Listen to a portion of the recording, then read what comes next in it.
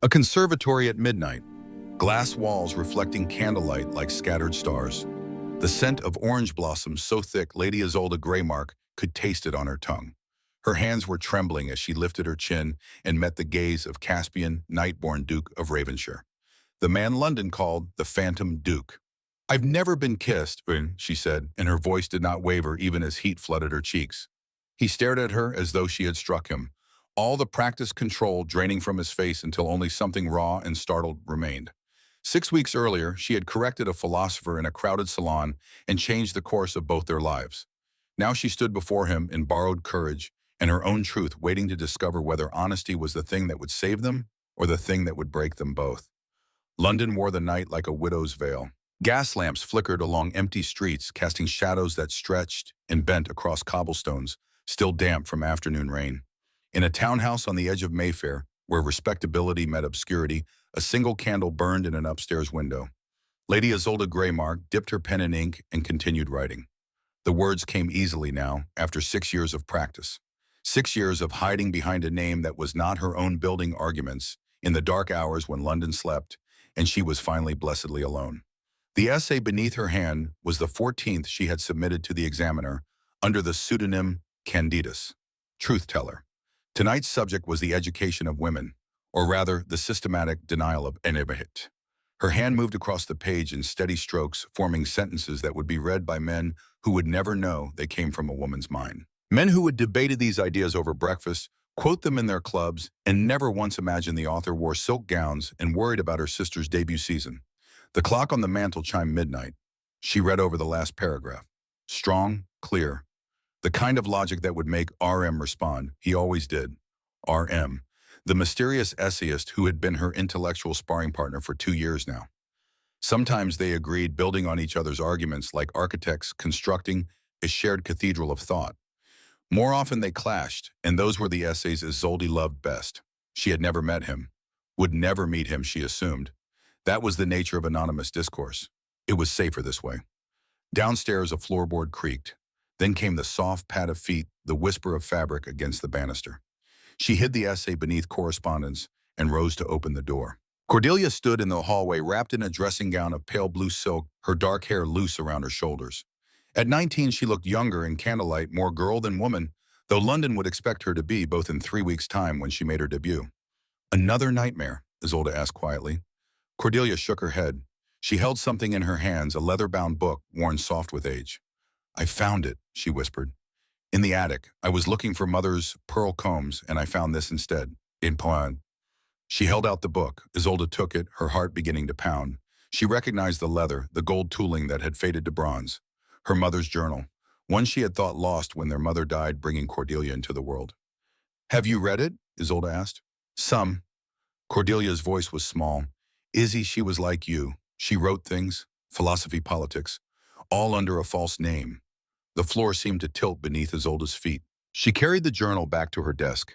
Together they sat in the pool of candlelight, and Isolde opened the book with trembling hands.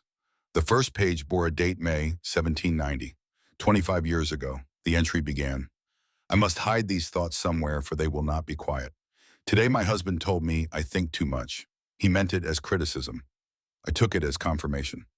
Isolde read on page after page while Cordelia watched in silence. The journal documented not a life but a slow disappearance. Her mother had written for a radical pamphleteer under the name Veritas. She had argued for women's education, for legal reforms, for the right of wives to own property. And then, entry by entry, the light had dimmed. Her father had discovered the essays, had not beaten her, had not shouted, had simply explained with perfect rationality that such activities made him look weak. That if she loved him, truly loved him, she would stop. She had stopped. The final entry, dated 3 months before Cordelia's birth, read, "I have become what he needed. I no longer know what I need. Perhaps that is what love requires. Perhaps I am simply a coward." Isolde closed the journal. "She gave up everything," Cordelia said softly. "She gave up herself," Isolde corrected, "and it killed her. You don't know that." "Don't I?" Isolde looked at her sister. "She died bringing you into the world, Delia. Her body simply gave up. The physician said she had no will to fight, because she had already surrendered the only fight that mattered." Cordelia's eyes filled with tears. "I didn't ask to be born." "No." Isolde reached for her hand. "I'm not blaming you. I'm saying I understand now why I'm so afraid. Afraid of what? Isolde gestured to the hidden essay, to the journal, to the room itself. Of becoming her. Of letting someone that close and losing everything that makes me who I am. Is that why you've refused every proposal? 12 men in 7 years. And yes, that's why. But Izzy, not every man is father. Can you promise me that? Cordelia couldn't. Instead, she squeezed Isolde's hand and said, "Show me what you're writing." So Isolde did. She pulled out the essay and read it aloud, and when she finished, her sister's face was alight with something that looked like pride. "You're brilliant," Cordelia breathed. "Has RM responded to last week's essay?" "Not yet, but he will. He always does." "What do you think he's like?" Isolde smiled despite herself. "Old, probably. Some crusty philosopher who smells of pipe tobacco and wears the same waistcoat 3 days running." "You admire him," Cordelia said, grinning. "I admire his mind." Isolde threw a cushion at her. Cordelia caught it laughing, and the moment felt normal. But normal never lasted long in the Greymark house. The invitation arrived 3 days later. Lord Pembroke's literary salon was the sort of gathering where ideas mattered more than titles, though titles certainly helped secure an invitation. Isolde had been attending for 3 seasons now, always careful to speak just enough to seem engaged, but not so much that she overshadowed the men.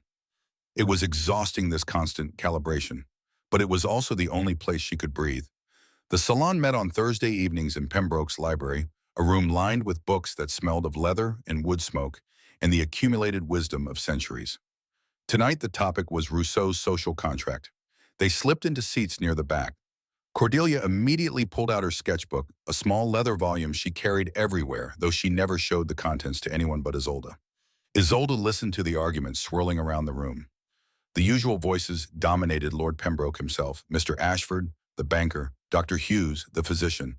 All men, all confident, all speaking over each other's. Then someone new spoke and the room went quiet. Rousseau's error, the voice said low and measured, was not in his ideal but in his assumption. He presumed the general will could exist in a structure that excluded half the population from participating in its formation. A society built on the consent of only its male citizens is not a contract. It is a fiction. Isolde turned, searching for the speaker. He sat in the corner, partially obscured by shadow. Tall, she could tell, even seated. Dark hair that caught the lamplight like polished jet. He wore evening clothes of perfect cut, but no ostentation, all blacks and grays, and when he leaned forward into the light, she saw his face. Beautiful, the word came unbidden. High cheekbones, a mouth that suggested both cruelty and kindness, and eyes that even from across the room appeared to be an impossible shade of amber. No, not amber, gold. "Who is that?" she whispered to Cordelia. Her sister was already sketching. "The Duke of Ravenshire, Caspian Nightborn. He never comes to these things. Never appears in society at all. They call him the Phantom Duke." "Wow, because no one ever sees him. He keeps to his estate, conducts all business through solicitors. Some say he's disfigured. Others say he's mad." No, Isolde thought. He looked like a man who had learned to carry solitude like a second skin. Lord Pembroke was sputtering a response, something about the natural order and women's delicate sensibilities. Isolde felt her jaw tighten.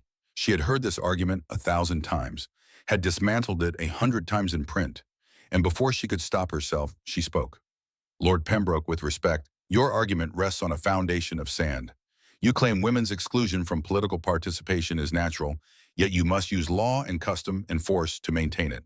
If it were truly natural, it would require no enforcement. A river does not need laws to flow downhill." The room went silent. Every head turned toward her. "Lady Isolde Pembroke said, his tone dripping condescension. "How charming that you take an interest in these matters. But surely you see the difference between a river's course and the proper ordering of society."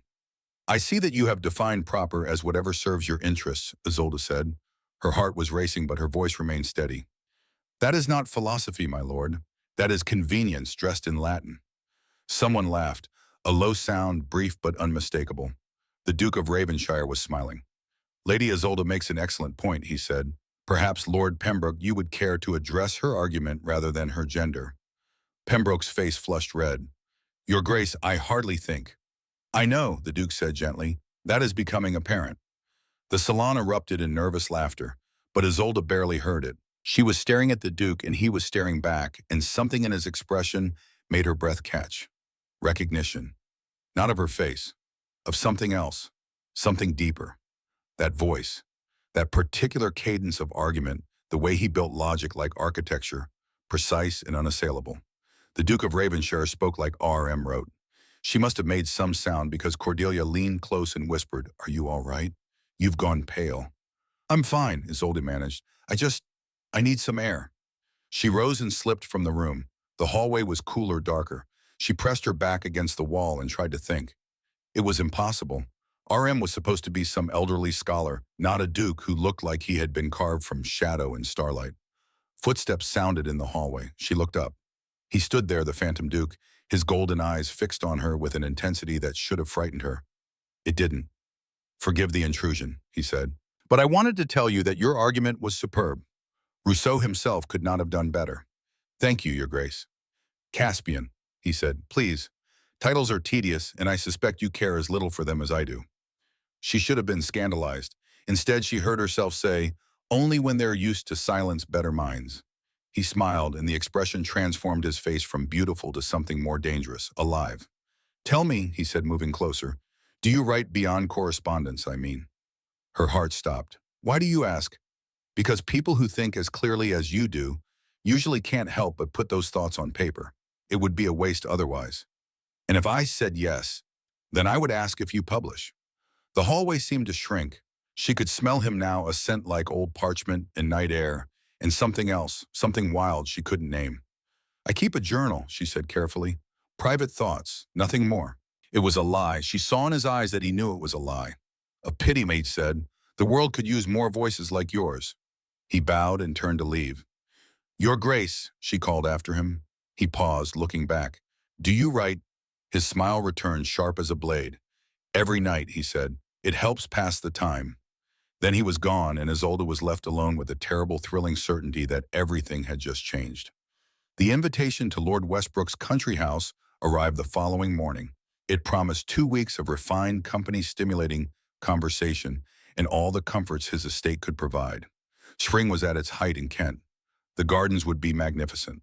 Cordelia read the invitation with mounting excitement. "Oh, Izzy, we must go. Everyone will be there." "Everyone?" Isolde asked, though she already knew the answer her heart was hoping for. "Lord Pembroke, the Ashfords, Dr. Hughes and his wife, and—" Cordelia checked the list. "The Duke of Ravenshire has accepted, though Westbrook notes that his grace requires accommodations with northern exposures due to a sensitivity to sunlight." Of course he did. Isolde carried the invitation to her writing desk and stared at it. 2 weeks in the country with Caspian, Nightborn. 2 weeks of conversations that might confirm or deny her suspicions. It was dangerous. It was necessary. "We'll go," she said. Cordelia squealed with delight. Isolde remained at her desk, pulling out the latest issue of the Examiner. RM's response to her last essay was, "They're taking up 3 full columns." She read it twice, paying attention not just to the arguments, but to the rhythm of the sentences, the choice of words, the subtle humor that laced through the serious points. Then she pulled out a blank sheet of paper and began drafting her reply. If Caspian Nightborn was RM, she would know by the end of the house party. And if her intellectual partner of 2 years was also this dangerous, beautiful stranger, then she would have to decide what frightened her more, the truth she had been hiding or the truth she might be falling toward.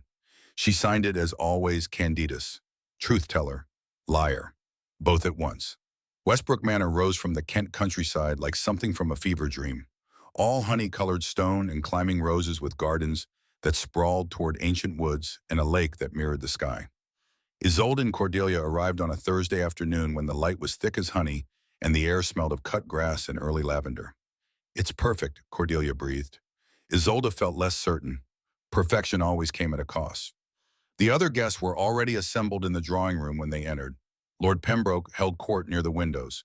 The Ashfords clustered around the tea service. Dr. Hughes was deep in conversation with the woman Isolde didn't recognize, sharp-featured and elegant in deep green silk.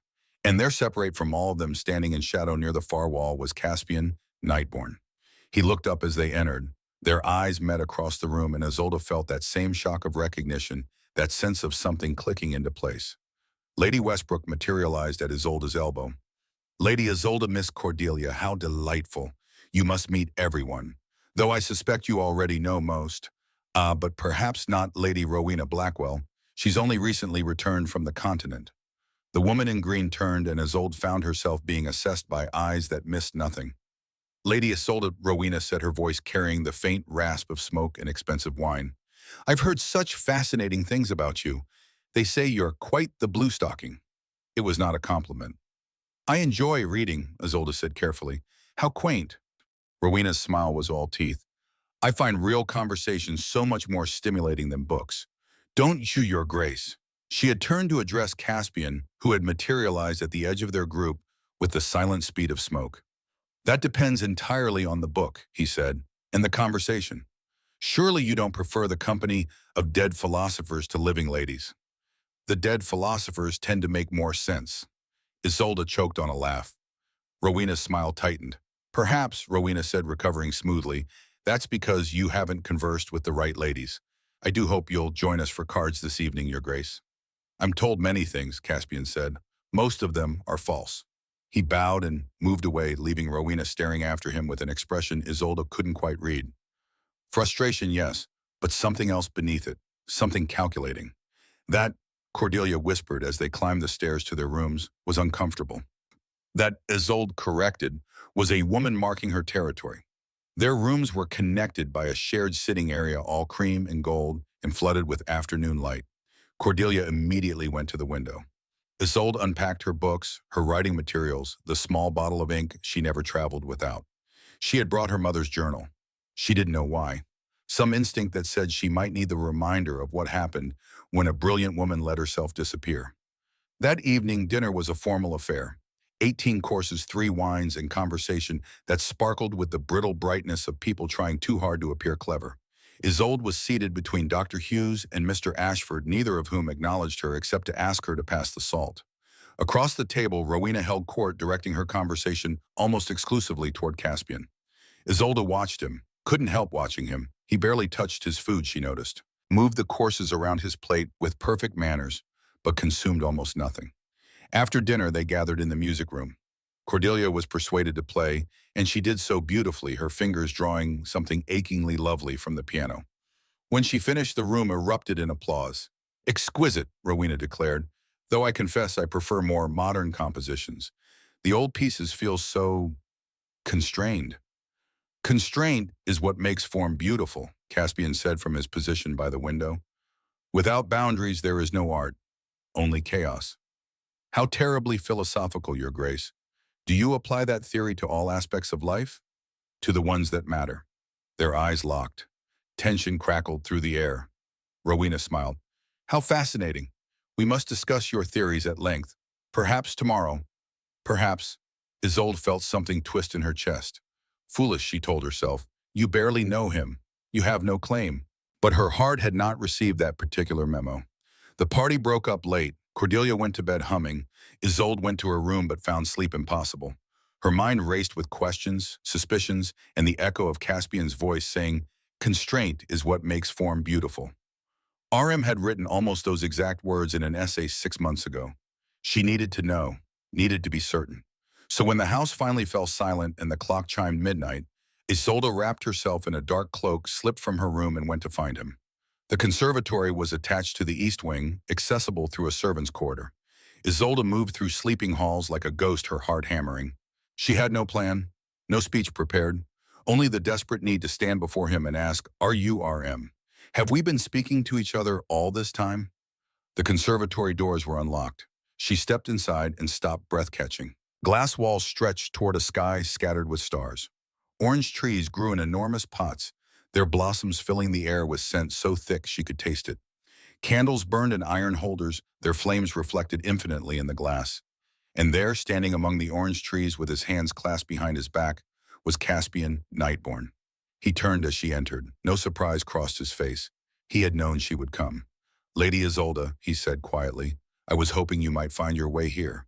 She moved toward him, her cloak whispering across the floor. "You knew I would come." "I suspected. You have questions. So do I." "What questions could you possibly have about me?" He smiled, sad and knowing. "So many, but they all reduced to one. Why do you hide?" The world tilted. "I don't know what you mean." "Don't you?" He moved closer. "You speak brilliantly but quietly. You make arguments that could change minds but deliver them as suggestions. You write essays that shake the foundations of accepted thought, but you sign them with a lie. Her breath stopped.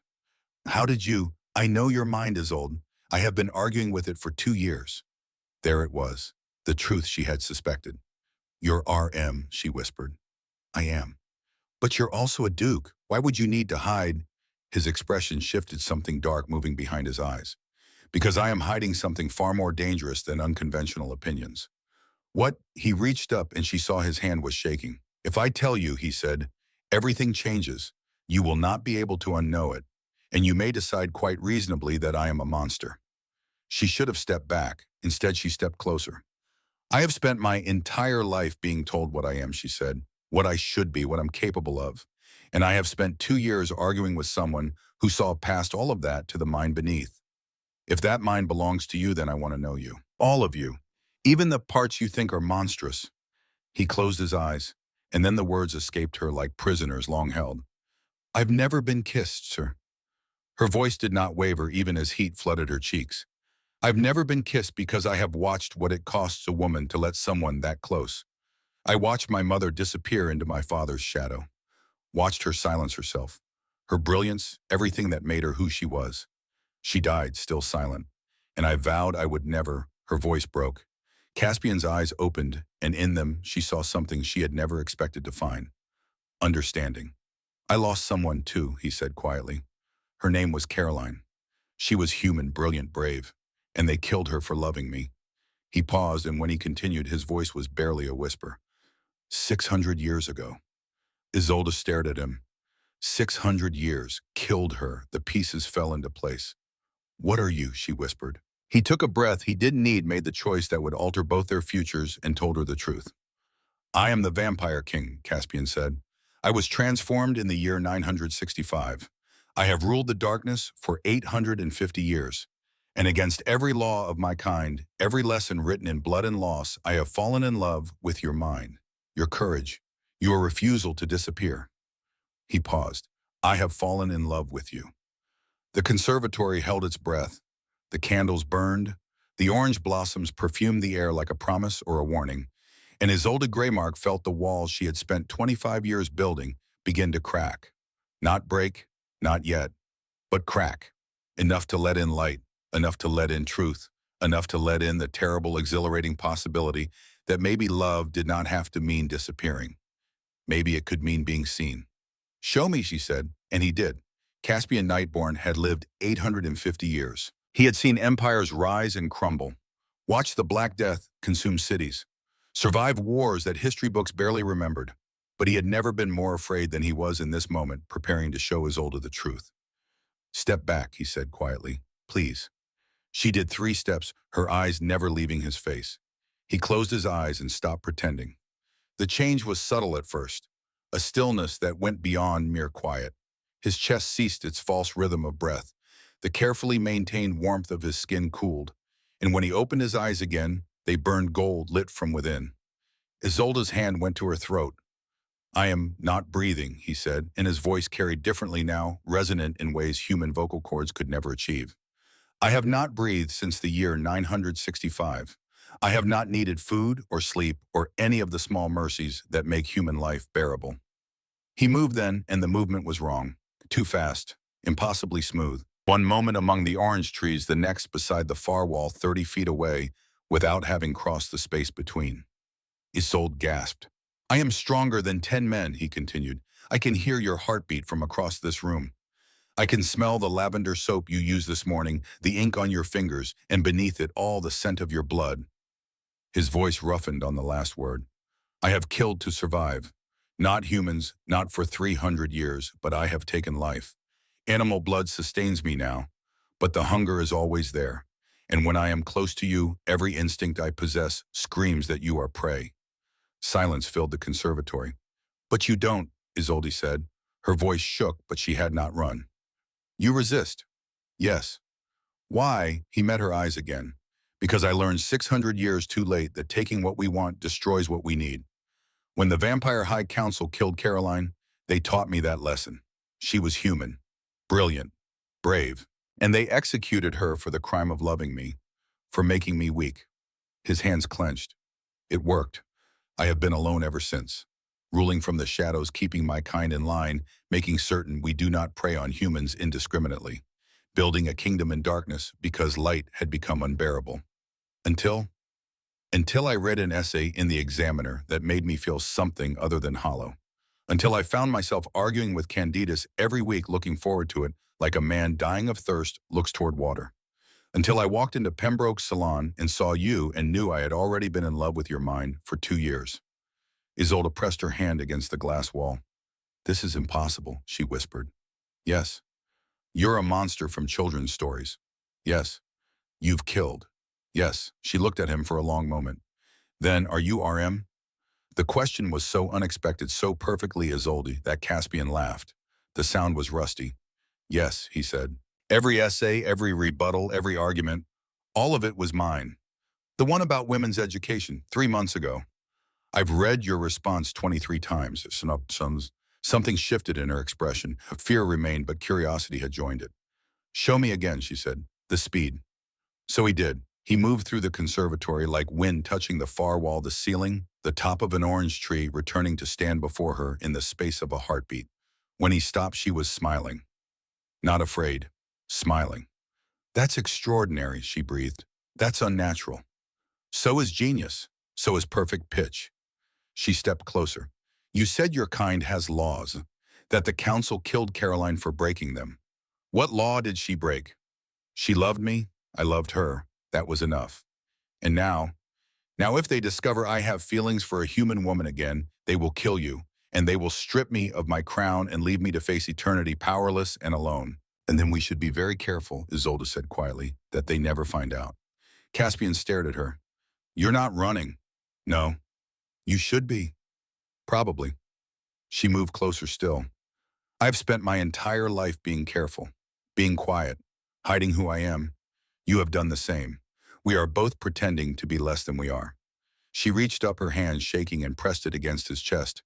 I felt more alive arguing with RM than I have ever felt in any ballroom or salon. If that mind belongs to you to this, then I want to know it, even if it's dangerous. You don't know what you're saying. I know exactly what I'm saying. For the first time in my life, I know exactly what I want. Caspian caught her hand. I could hurt you. If I lose control, then don't lose control. They stood frozen, her hand trapped between his, the scent of orange blossoms wrapping around them. Every instinct screamed at him to refuse, to walk away, to protect her from himself. But 850 years of loneliness crumbled beneath her words. He leaned down slowly, giving her every chance to change her mind. She didn't. Their lips met, soft and careful and achingly tentative. For 3 heartbeats, it was perfect.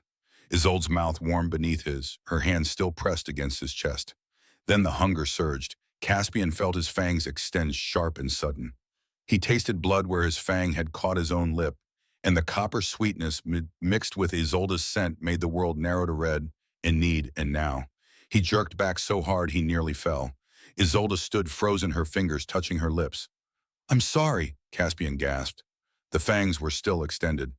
I'm sorry, I should never have. Your eyes, she whispered. They're completely gold. You need to leave now, please. Caspian, now! The word came out as a growl, inhuman and terrible. Isolde fled. He heard her footsteps retreating, heard the distant slam of a door, and only then did he allow himself to collapse. His hands were shaking. His fangs retracted slowly, painfully. And in the silence of the conservatory, Caspian Nightborn realized he had just made the same mistake that had cost him everything 600 years ago.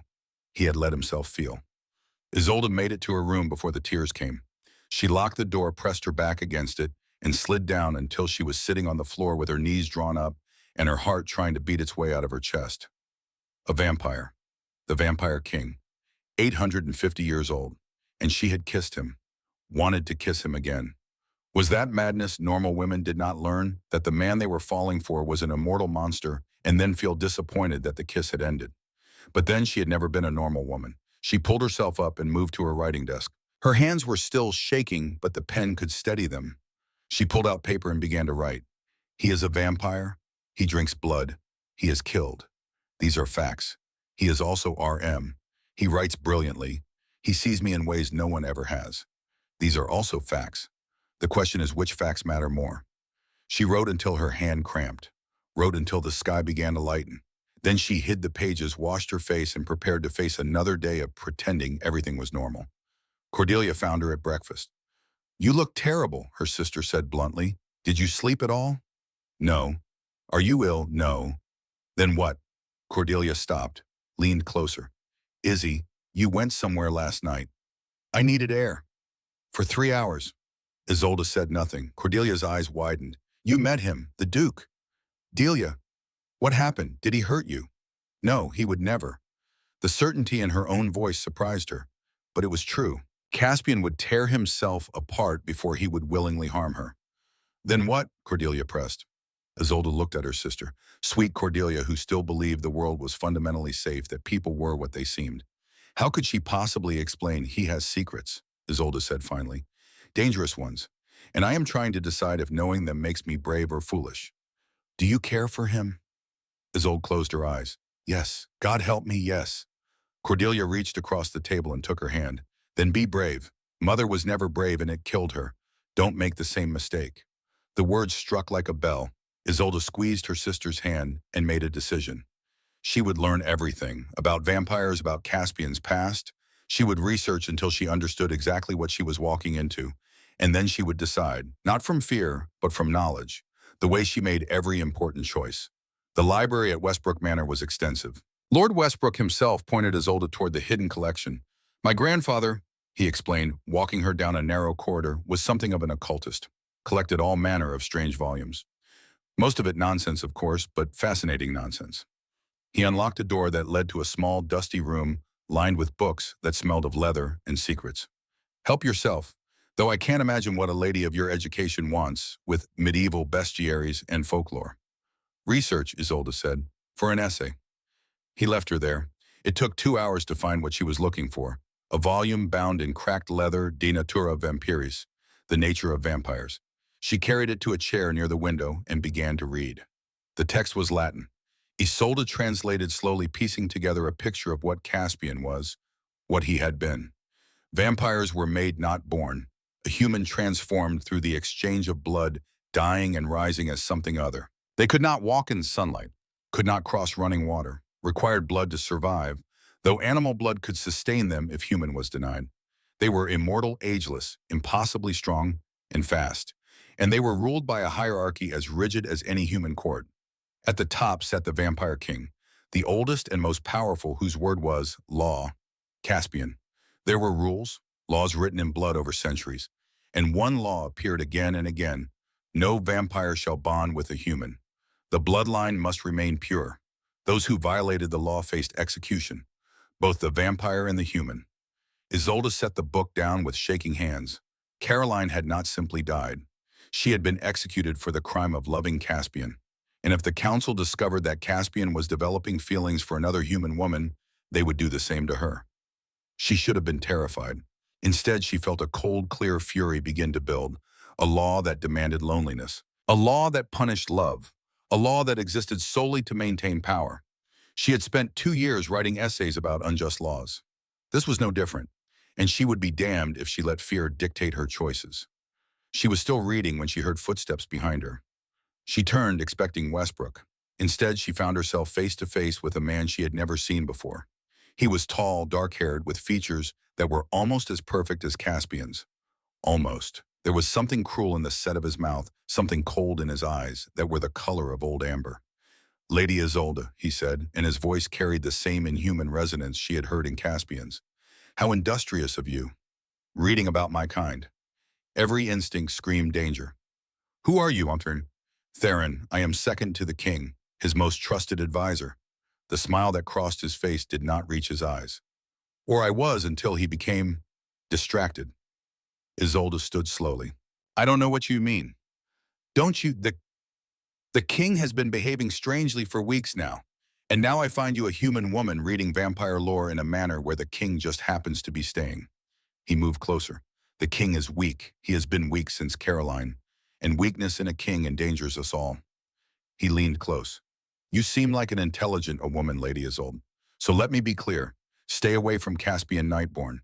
Because if the council learns of his interest in you, they will kill you both. And I will not lift a finger to stop them." He left as silently as he had come. Isolde stood alone, the book still clutched in her hands, and realized that the danger came not only from some distant vampire council. It came from within Caspian's own court. She found him that night in the gardens. He stood beneath an ancient oak, staring up at the moon. When he heard her approach, he went very still. "You should not be here," he said without turning. "I met Theron today." Caspian turned sharply. "What did he say to you?" "That you're weak, that your interest in me endangers your people." Silence stretched between them. "Is he right?" Isolde asked. Caspian's shoulders sagged. "He is right that I am putting you in danger. The council they gave Caroline and me a choice 600 years ago. Abdicate and be exiled, powerless, hunted. Or I remain king and watch her die. What did you choose?" "I tried to find a third option. I argued, begged. And while I argued, they grew tired of waiting. They staked her through the heart before I could even finish speaking." His voice broke. "Then they asked me again, 'Will you abdicate or will you rule?' I said I would rule. Because Caroline was already dead and letting them destroy everything would not bring her back. I became what they needed me to be. Cold, distant. I have spent 600 years proving I learned my lesson. But you never forgave them." "No." Isolde moved closer. "Theron thinks you're weak. I think he's afraid that a king who can love might also be able to change. To challenge laws that serve only to maintain power." Caspian stared at her. "You've been thinking about this." "I've been thinking about nothing else." She pulled the book from beneath her cloak. "I've been reading about your kind, about the laws." "Then you know it's hopeless." "I know that every unjust system appears hopeless until someone is brave enough to challenge it." She moved closer still. "You asked me once why I hide.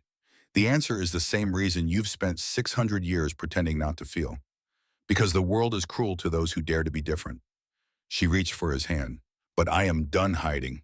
I am done letting fear dictate my choices. And if you truly love me, then you need to decide. Or are you going to spend eternity alone because you're afraid? Or are you going to fight for something worth having?"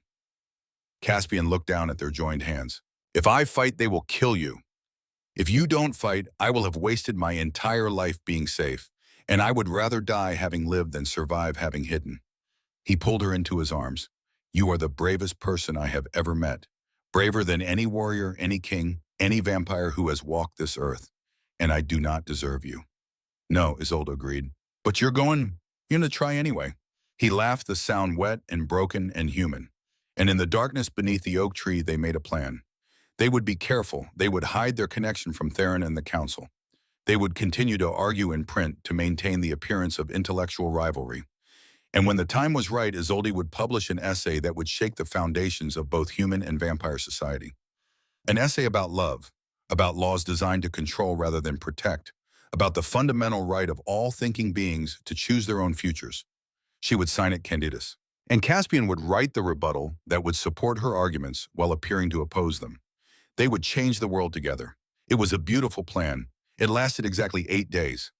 Rowena Blackwell had not survived 28 years without learning to recognize opportunity. And watching Caspian Nightborn slip into the gardens night after night, seeing the way he looked at Lady Isolde when he thought no one was watching, that was opportunity. Rowena's father had been a vampire hunter. Not a successful one. He had died when Rowena was 14, killed by a vampire he had tracked to London. But he had left behind journals, maps, contacts within the Hunters Guild, and one very specific piece of information: the Duke of Ravenshire was not human. Rowena had carried that knowledge for 10 years, waiting for the right moment. Wealth could be found anywhere. Power was rarer. If she could make Caspian need her, she could secure herself a future beyond her wildest dreams. All she needed was leverage. She found it on the 9th night of the house party. Cordelia was in the music room practicing. Rowena had made a point of befriending the girl. "Your sister seems quite taken with the Duke," Rowena said casually. Cordelia missed a note. "I don't know what you mean." "Come now, I've seen the way she looks at him. They're both scholars. They have much to discuss." "Is that what we're calling it?" Rowena smiled. "How romantic. A meeting of minds." Cordelia stopped playing. "Lady Rowena, I must ask you not to spread rumors about my sister. I only mention it because I would hate to see her hurt. The Duke is not what he seems." "What do you mean?" Rowena leaned close. "My father studied men like Caspian Nightborn, men who never appear during the day, who never eat, who have lived for impossibly long periods. There are explanations for such anomalies. Unpleasant ones. Cordelia's face had gone pale. You're suggesting that's absurd. Are they? Then why does the Duke require northern-facing rooms? Why has no one ever seen him in sunlight? Stop. I'm only trying to protect your sister. My sister is the most intelligent woman I know.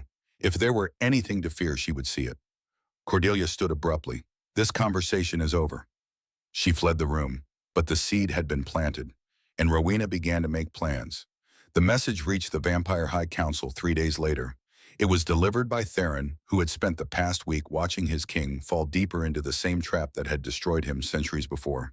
Theron had served Caspian for 400 years, had stood beside him through wars and plagues in the long cold centuries after Caroline's death, had watched his king become the perfect ruler, cold just utterly devoted to their people.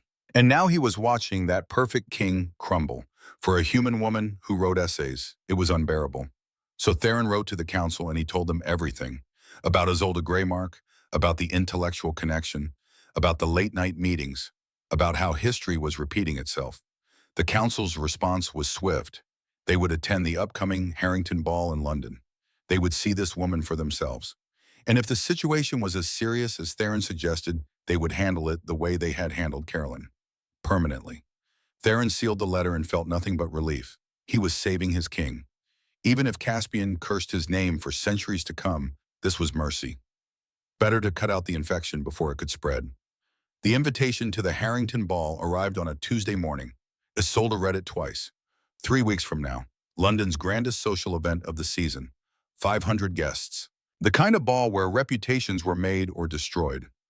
Cordelia was ecstatic. Oh, Izzy, this is perfect. If I'm seen at the Harrington Ball, my debut is practically guaranteed success. Isolde forced a smile. Then we'll go. That evening she met Caspian in their usual place, a section of the gardens, hidden behind overgrown hedges. We received the invitation, she said. As did I. He was pacing. Isolde, I need to tell you something.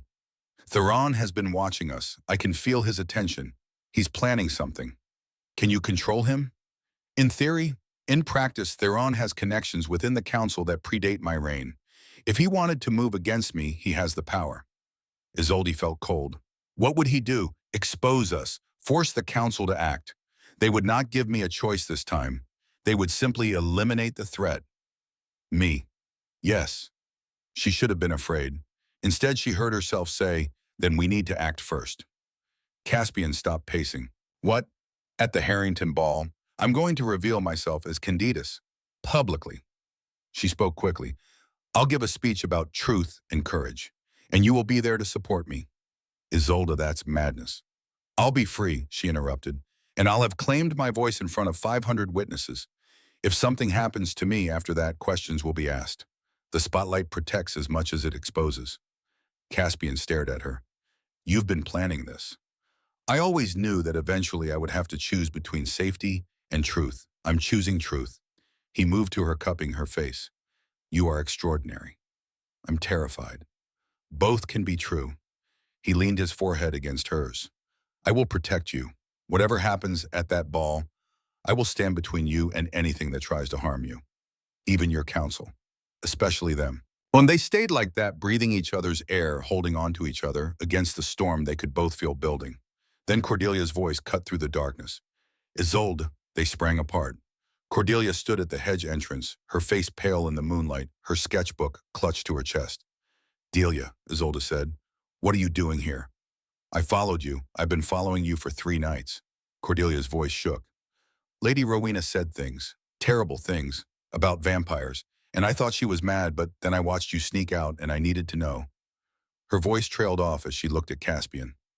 He had not moved. His eyes were still gold in the darkness, his stillness, too perfect to be human. Delia, Isolde said carefully, I can explain. He's one of them, isn't he? Cordelia whispered. What Lady Rowena said, it's true. Caspian spoke, then his voice gentle. Yes, Miss Cordelia, I am a vampire. I have been for 850 years, and I give you my word that I would never harm your sister. I would die first. Cordelia looked between them. Izzy, tell me you're not. I love him, Isolde said simply. I know what he is, and I love him anyway. The words hung in the air. Caspian's eyes widened. It was the first time she had said it aloud. Cordelia's face crumpled. This is insane. Izzy, please, you have to stop this before what? Isolde moved toward her sister. Before I choose something for myself, before I decide that my life is worth fighting for, before they kill you. Cordelia was crying. Lady Rowena said there are hunters. If they find out, how does Rowena know about hunters? Caspian's voice had gone very quiet. Cordelia wiped her eyes. Her father. He was one. He died hunting a vampire 10 years ago. Caspian went absolutely still. What was his name? Blackwell. Edmund Blackwell. The silence that followed was terrible. I killed him, Caspian said finally. He found one of my safe houses, killed 3 vampires under my protection. I hunted him in return. Cordelia gasped. I am not proud of it, Caspian continued, but I would do it again. He was a threat to my people. And now his daughter is here, Isolde said slowly. She knows what you are, and she's been asking questions about us. They looked at each other, the realization settling like frost. She's going to expose us, Isolde whispered. Worse, Caspian said. If she has her father's contacts, she's going to bring hunters. And if Theron has contacted the council, they'll be coming too. When the Harrington Ball. Cordelia was shaking. What are you going to do? Caspian looked at Isolde. I'm going to leave tonight. I'll disappear before the ball. You'll be safe if I'm not here. No, Isolde said. Isolde, no, I will not let you run. I will not let them win. We go to the Harrington Ball exactly as planned. I reveal myself as Candidus. You stand witness, and we dare them to try to silence us. That's suicide. That's courage. When he opened his eyes again, they were burning gold, fierce and ancient and determined. If we do this, he said quietly, I need you to know something. I will not choose my crown over you. Not this time. If it comes to a choice, I will abdicate. I will give up 850 years of power without hesitation. He moved to her, taking both her hands. This is love. This certainty that I would burn the world to keep you safe. You make me feel human again, Isolde, and I will not lose that, even if it costs me everything. Isolde felt tears on her face. Then we fight together. Cordelia made a soft sound, something between a tune and a laugh.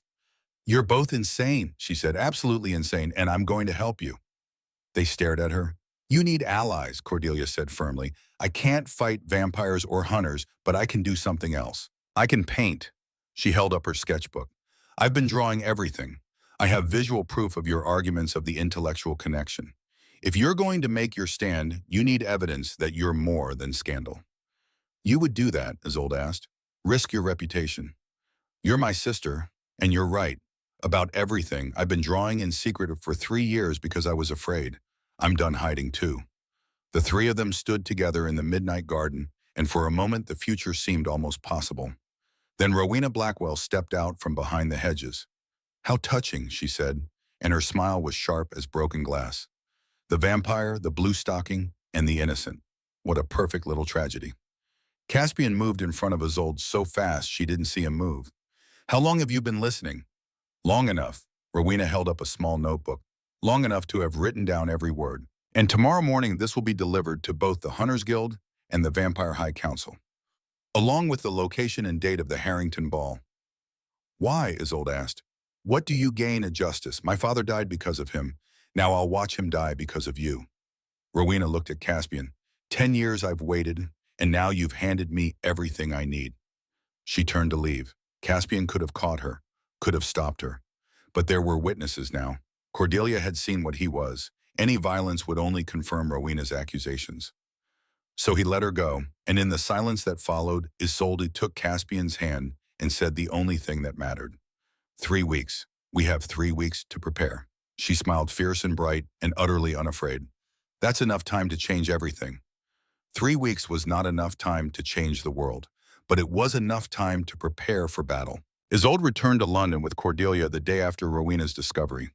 The house on the edge of Mayfair had never felt smaller, as if the walls themselves were pressing in with the weight of what was coming.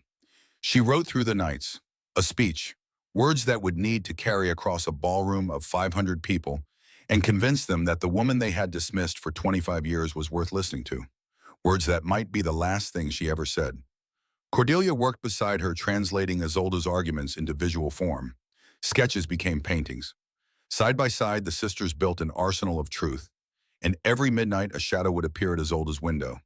Caspian came to her each night, climbing impossible walls with impossible grace.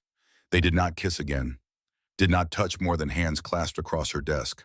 But they talked about Caroline, about the 600 years since her death, about the laws that govern vampire society, about what it meant to love something you could lose. The council arrives in London tomorrow, Caspian said on the seventh night. He sat in the shadows, his gold eyes the only color in the darkness. I can feel them, the weight of their attention turning this way. How many of 5? The full council. They have not all gathered in one place for 2 centuries. Isolde's pen stilled. They're taking this seriously. They're terrified. A vampire king who can love is a vampire king who might change, who might decide that our laws need revision. His voice went soft. They will kill you to prevent that. Then we make certain your nature is not what they claim it is. Isolde, listen to me. She set down her pen and moved to kneel before him. You have spent 850 years believing you are a monster. But vulnerability is what makes us brave enough to care about something beyond our own survival. She took his cold hands in her warm ones. When you stood between Caroline and the council, you were not weak. You were outnumbered. And when they killed her, you did not fail her by surviving. You honored her by continuing to protect your people. A sound escaped him, something broken and raw. He pulled Isolde into his arms. I cannot lose you, he whispered. Not again. Then we fight for a world where you don't have to choose between love and duty. He pulled back enough to look at her. You make it sound possible. Everything impossible becomes possible the moment someone is brave enough to try. They stayed like that until dawn, until Caspian had to slip away before the sun. And when he was gone, Isolde returned to her desk and continued writing. The speech that would either save them or destroy them both. The Hunters Guild received Rowena's letter on the 10th day. Commander Marcus Vane read it twice. The letter was detailed, precise. It identified the target as Caspian Nightborn, Duke of Ravenshire, the vampire king himself. Vane had been hunting vampires for 40 years, had staked 17 of them personally, but he had never hunted a vampire king before. He called a gathering of the guild's inner circle. 12 hunters. They met in a basement beneath a church surrounded by silver weapons and holy water. The Harrington Ball, Vane said, spreading the letter across the table. The vampire will be there, vulnerable, distracted. We could strike before then, Hunter suggested. No, his estate will be fortified. At the ball he will be exposed. And the woman, this Lady Isolde Greymark, Vane hesitated. We take the vampire. The woman's fate can be decided after. Plans were made. Silver stakes. Holy water. Crossbows loaded with wooden bolts. On the night of the Harrington Ball, they would end the reign of the vampire king. Rowena spent the 3 weeks preparing for her triumph. She had sent letters to both the council and the guild, setting them on a collision course. She ordered a new gown for the ball, crimson silk, the color of blood and revenge. And she ignored the small voice that whispered she was making a mistake. Her father had died badly.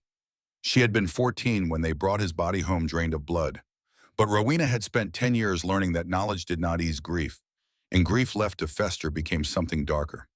She told herself this was justice. She refused to acknowledge it felt more like murder. The night before the ball, Isolde burned her mother's journal. She did it in the fireplace, watching the pages curl and blacken. Cordelia stood beside her, one hand on her sister's shoulder. Are you certain? Cordelia asked. Yes, I know what it says. I know what warning it carries. Isolde watched the last page catch fire. But I will not let her fate become mine. If I'm going to step into that ballroom tomorrow, I need to do it unburdened by ghosts. The journal dissolved into embers. Do you think she would be proud? Cordelia whispered. I think she would be terrified and proud and desperately wishing she had been brave enough to do the same. Cordelia pulled Isolde into a fierce hug. I'm proud of you. Even if tomorrow is a disaster, I need you to know that. I know. And I'll be there on that stage with you. They stood together in front of the dying fire, 2 sisters preparing for war. Neither of them slept that night. The Harrington Ball began at 8 in the evening. Lady Harrington's London mansion blazed with light. 500 guests arrived in carriages that lined the streets for blocks. The orchestra was the finest money could hire. The champagne flowed like water. It was perfect. Excessive. Exactly the kind of event where reputations were forged or shattered. Isolde arrived with Cordelia at 8:30. She wore a gown of deep blue silk that Cordelia had insisted upon, simple and elegant. Her hair was pulled back severely, her only jewelry a pair of pearl earrings that had belonged to her mother. She looked like what she was, a woman preparing to speak truth rather than seduce admirers. "You look beautiful," Cordelia whispered. I looked terrified. That too, but mostly beautiful. The ballroom was a sea of color and noise. Lord Pembroke holding court, the Ashfords dancing, Dr. Hughes examining floral arrangements, and there standing alone near the terrace doors, in a coat so black it seemed to absorb light, was Caspian Nightborn. Their eyes met across the crowded room. He did not smile, did not move, but something in his expression steadied her. For truth, for choice, for the right to love without disappearing. Rowena materialized at Isolde's elbow, bow resplendent in crimson. "Lady Isolde, how brave of you to come, given the circumstances." "What circumstances?" "Oh, you'll see soon enough." She swept away. "I don't like this," Cordelia muttered. "Neither do I, but we're committed now." They found their positions near the edge of the ballroom where Cordelia had arranged for her paintings to be displayed. She had told Lady Harrington they were a gift. Harrington had agreed. The paintings lined the wall, Isolde and Caspian in mid-debate, the salon at Pembroke's, the library at Westbrook, each one capturing not faces but ideas. Several guests had already stopped to examine them. The clock struck 9. The orchestra fell silent. Lady Harrington stepped to the center of the ballroom. "My dear friends, we have a special presentation this evening. Lady Isolde Greymark has requested the floor to make an announcement of some importance." Polite applause, curious faces turning. This was it. Isolde stepped forward, her heart hammering. Cordelia squeezed her hand once, then released her. She walked to the center of the ballroom, 500 faces staring, and in the back near the terrace doors, she saw movement. 5 figures had entered. They wore evening clothes, but there was something wrong about them. Something too still. Their eyes caught the candlelight and reflected it back gold. The Vampire High Council had arrived. Across the room, she saw Caspian stiffen. No turning back now. Isolde took a breath and began. "My lords and ladies," she said, and her voice carried clear and strong, "I stand before you tonight to confess a deception I have maintained for 6 years." The crowd leaned forward. "Many of you read the Examiner. Many of you have debated the essays published under the name Candidatus. Essays about women's education, legal reform, the fundamental rights of all thinking beings." Murmurs rippled through the room. "I am Candidatus." The silence that followed was absolute. Shock registered on face after face. "I wrote under a false name," she continued, "because this room would not have listened to my true one. You have quoted my arguments at your breakfast tables, called them brilliant, necessary, radical. But you would never have done so if you knew they came from a woman standing before you in a gown she cannot afford." Someone gasped. Someone else laughed, brittle and nervous. "I ask you now what changed. The arguments remain the same. The logic is identical. Only the name is different." She paused. "If my words were sound when you thought me a man, they are sound now. Truth does not change based on who speaks it." She gestured to Cordelia's paintings. "My sister has documented my intellectual journey. The conversations, the debates. These are not secrets. They are evidence that brilliant thought can come from unexpected places." Lord Pembroke found his voice. "Lady Isolde, this is highly irregular. Surely you see that claiming authorship of those essays is tantamount to admitting you have been deceiving society?" "I have been surviving it," Isolde interrupted. Her voice had found its strength. "I have been doing what women have always done, hiding my light, so as not to blind men who are comfortable in darkness." The crowd erupted in noise, some shocked, some approving, most stunned. And then Rowena Blackwell stepped forward. "How inspiring! Such bravery!" Her voice dripped venom. "Tell me, is the Duke of Ravenshire equally honest, or does he hide secrets of his own?" Isolde's blood went cold. Rowena turned to address the crowd. "Perhaps we should ask His Grace directly. Your Grace, would you care to join Lady Isolde in her confessions?" All eyes turned to Caspian. He moved forward with inhuman grace, and several people noticed, saw the wrongness of his movement. "Lady Rowena raises an interesting point," Caspian said. "She wishes to expose secrets." "Very well." He looked directly at Isolde. Something passed between them. A question, an answer. Together. "I am Arm," Caspian said. "I have been Lady Isolde's intellectual sparring partner for 2 years. We have argued philosophy and politics without ever meeting face to face. Until we did. and I discovered that the mind I admired belonged to a woman whose courage puts my own to shame. The ballroom was absolutely silent. And I am a vampire. Chaos exploded, screaming, shoving, people trying to flee while others surged forward in horrified fascination. The orchestra dropped their instruments with crashes. Caspian's eyes blazed full gold. His fangs extended visible, even from a distance. I am 850 years old, he continued over the noise. I am the Vampire King, and I have spent 6 centuries enforcing laws designed to keep my kind separate from yours. Laws that demand isolation, that punish connection, that treat love as weakness. He turned to face the 5 figures in the back, the Vampire High Council, and I am done obeying them. The eldest of the council stepped forward. His name was Lucien, and he had walked the earth for over 1,000 years. When he spoke, the noise quieted. Caspian Nightborn, you stand in violation of our most sacred law. You have formed an attachment to a human. The penalty is death for both of you. No, the word came from the terrace entrance. Commander Vane stood there flanked by 12 hunters, armed with crossbows and silver stakes. Holy water dripped from blessed weapons. The penalty is justice, Vane said. For centuries your kind has preyed upon ours. Tonight that ends, starting with you, monster. Isolde found herself standing between 3 forces, the council behind her, hunters in front, and 500 terrified humans on every side. And in the center of it all, Caspian. Stop, she said. Every eye turned to her. Just stop. She moved to stand beside Caspian. All of you, you claim to serve justice to protect your people. But what you actually serve is fear. She addressed the council. You made laws to prevent connection because connection makes vampires care about something beyond survival. And beings who care can be reasoned with, made to change. Then to the hunters. And you hunt monsters because it's easier than admitting that monstrosity is not determined by species. That the real enemy is not what we are, but what we choose to do. She turned last to the crowd. And you enforce social laws that silence half the population because brilliance in women threatens men who have built their power on being the only voices in the room. You call it propriety, the natural order, but it is just fear wearing a prettier name. Her voice rose, filling the ballroom. I have spent 25 years being afraid of disappearing into marriage like my mother did, afraid of choosing love because I watched what it cost her. She reached for Caspian's hand. It was cold as marble, but when her warmth touched it, she felt him shudder. But I am done being afraid. I claim my voice. I claim my work. I claim the right to love a man who sees my mind before my gender, who has spent 800 years alone because he was taught that love makes you weak. She looked up at Caspian. It doesn't make you weak. It makes you worth knowing.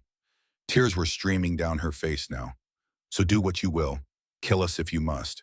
But know that every person in this room will remember what you were so afraid of. 2 people standing together.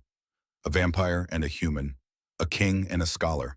2 minds who found each other and refused to be separated by laws designed to keep us apart. She turned back to the crowd, and they will ask themselves, if this was so dangerous, so threatening, so worth destroying, why were they so desperate to stop it? Silence. Then from the back of the room, a single voice. I believe her. Cordelia stepped forward, her paintings gathered in her arms. I have watched my sister hide her brilliance for years.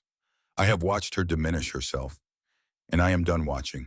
She set the paintings down and moved to stand beside Isolde. If you kill her, you kill me too. Because I will not live in a world that punishes honesty. Another voice joined hers. Nor I. Dr. Hughes stepped out from the crowd. I have read Candidus for 2 years. Those essays changed the way I practice medicine. If Lady Isolde wrote them, then Lady Isolde is a genius, and I will not stand by while genius is destroyed. One by one, others stepped forward. Not everyone, not even most, but enough. A young woman who had attended Isolde's salons, an elderly gentleman who had quoted Candidus in Parliament, a mother who had taught her daughters using the essays. They formed a wall of bodies between the hunters and the vampires. Commander Vane looked at the crowd, then at his weapons, then back at Isolde and Caspian. This changes nothing, he said, but his voice lacked conviction. It changes everything, Isolde replied. You cannot kill someone in front of 50 witnesses who will testify to murder. Vane's jaw tightened. For a long moment, he struggled with himself. Then he lowered his crossbow. One chance, he said to Caspian. Prove you're different from the monsters I've spent my life hunting. Caspian met his eyes. I choose it every day. Every moment, every time I look at her and feel human again. Vane nodded slowly. Then he turned to his hunters. We leave. But I will be watching.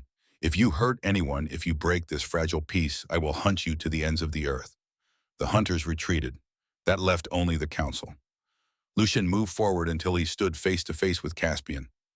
Ancient eyes met ancient eyes. You cannot love her and remain king, Lucian said quietly. The law is absolute. Choose. Caspian didn't hesitate. I abdicate. The word fell like a stone. I abdicate my crown, my throne, and my authority. I renounce my claim to rule, and I claim instead the right to be simply Caspian, a vampire who has chosen to stop hiding from the only thing that ever made 800 years bearable. He looked at Isolde. I choose her. Lucian's expression was unreadable. You understand what this means. Without the crown, you lose immortality's protection. Within months, the centuries will catch up to you. You will age, weaken, die. I know. You would trade eternity for perhaps 50 mortal years with this woman. I would trade eternity for one honest moment. Silence stretched between them.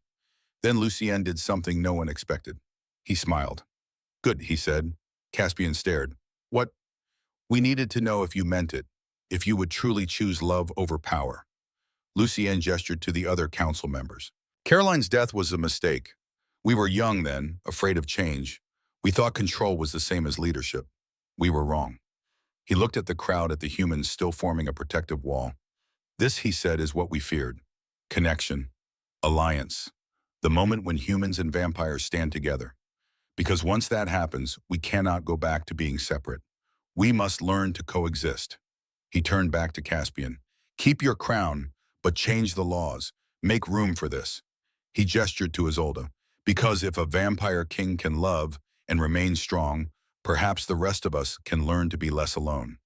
Caspian's expression was pure shock. You're allowing this. We're encouraging it, with conditions. Lucien's voice hardened. The humans must accept us, not hunt us, not fear us, but see us as beings trying to survive. Isolde stepped forward. I will write essays, make arguments, give speeches. I will use every tool I have to convince humans that vampires deserve the same rights we claim for ourselves. And if you fail, then we will have tried, which is more than anyone has done in 1,000 years. Lucian studied her for a long moment. Then he inclined his head, a gesture of respect between equals. Very well, the law has changed. Vampires may form attachments with humans, provided both consent and the relationship remains public. Secrecy breeds suspicion. Honesty builds trust. He looked at Caspian. You remain king, but you are now responsible for building a bridge between our worlds. Caspian pulled Isolde against his side. I know, but I won't be doing it alone. Lucian nodded, then he and the council turned and left. The ballroom remained frozen. Then Lady Harrington began to clap. Slowly, hesitantly, others joined. Not everyone, not even half, but enough to matter. They found each other on the terrace later when the ball had dissolved into chaos and speculation. The night air was cool, the stars were scattered like diamonds, and Isolde Greymark stood at the balustrade, trying to believe what had just happened. Caspian materialized beside her. We did it, he said, and his voice carried wonder. We survived it, she corrected. The real work starts tomorrow. Yes, he took her hand. Isolde, I need to ask you something. She turned to face him. I am still vampire, still immortal. You are human, mortal. In 60 years, perhaps 70, you will die, and I will have to watch it happen. His voice broke. I cannot turn you without your consent. I will not take your mortality without permission, but I need you to understand what choosing me means. Isolde was quiet for a long moment. Then she said, ask me again in 60 years. What? Ask me again when I'm old, when I've lived a full human life, when I've written everything I want to write, taught everyone I can teach, when I've watched Cordelia grow old with her own family, when I've been fully, completely human. She cupped his face in her hands. Then when I've experienced everything mortality has to offer, then ask me if I want to do it all again, if I want to trade the peace of death for centuries more with you. Tears ran down Caspian's face, red tears, blood-tinged and terrible and beautiful. And what if you say no? Then you will let me go with grace, and you will remember me. I don't want anyone else. You said the same thing about Carolyn. 600 years later, you found me.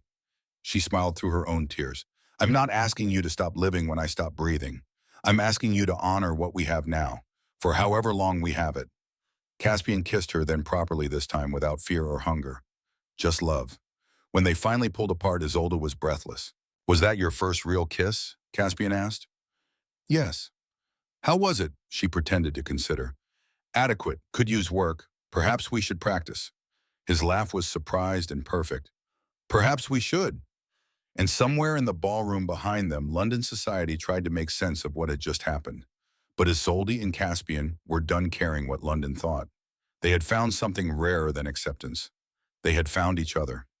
The lecture hall was packed with students, human and vampire, both sitting side by side. Isolde Greymark stood at the podium. She was 75 now, her hair silver, her hands marked by decades of holding pens. She moved slower than she once had, spoke, with a voice that sometimes trembled. But her mind was as sharp as ever. She finished her lecture and opened the floor to questions. A young vampire woman raised her hand. Professor Greymark, is it true you were never turned, that you chose to remain human? Yes. Isolde smiled. Because mortality teaches lessons that immortality cannot. It teaches urgency, priority, the value of time when you know it's limited. I wanted to experience all of that before I made the choice to let it go. And will you let it go? I don't know yet. Ask me tomorrow. The class laughed. After the lecture, Caspian met her outside. He looked exactly as he had 50 years ago. But the way he looked at her had deepened, enriched with decades of shared mornings and midnight conversations. Still brilliant, he said, offering his arm. Still flattering, she replied, taking it. They walked home through streets that had changed dramatically since the night of the Harrington Ball.